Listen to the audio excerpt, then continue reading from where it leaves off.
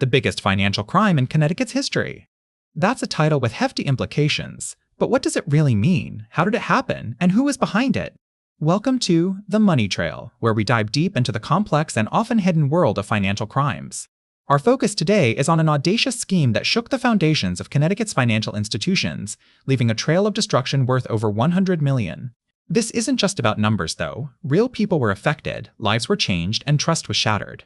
The year was 2017 when the first whispers of something amiss began to circulate among those in the know.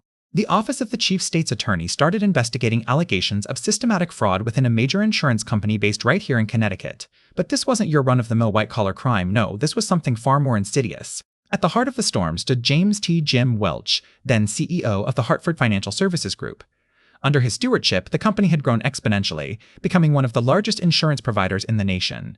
However, beneath this veneer of success lurked a dark secret. Prosecutors would later allege that Welch and several high-ranking executives conspired to inflate the company's financial reports by hundreds of millions of dollars.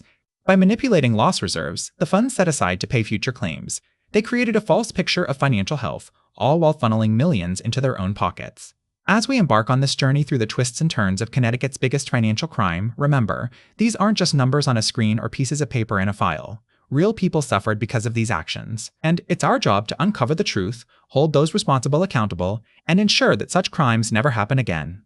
The scheme was as audacious as it was complex. At its heart were two men, James Trafficante and his associate, Robert Balderisi. Over a period of several years, these two individuals would orchestrate a labyrinthine financial scam that would eventually be dubbed Connecticut's biggest financial crime in history. Trafficante and Balderisi were the architects behind a network of shell companies and fake identities. They used these tools to siphon millions of dollars from various state-funded projects across Connecticut.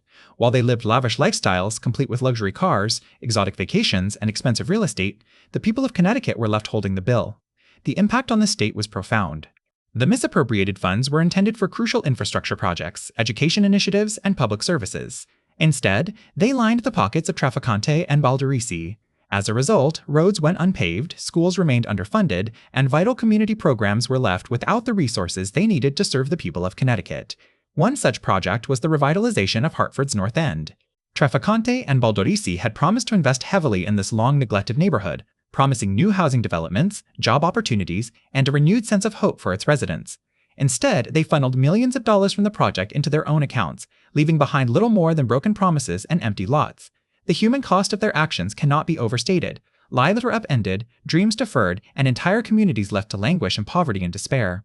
It's a stark reminder that financial crimes are not victimless. They have real-world consequences that ripple through families, neighborhoods, and entire states. As we continue our investigation into this egregious act of fraud, it's essential to remember the people who suffered because of Trafficante and Balderisi's actions. Their stories serve as a rallying cry for justice and a warning about the dangers of unchecked corporate greed. And so, we press onward, determined to uncover the truth, hold those responsible accountable, and ensure that such crimes never happen again. As we delve deeper into this labyrinth of financial deceit, let's take a closer look at the key players in what has been dubbed Connecticut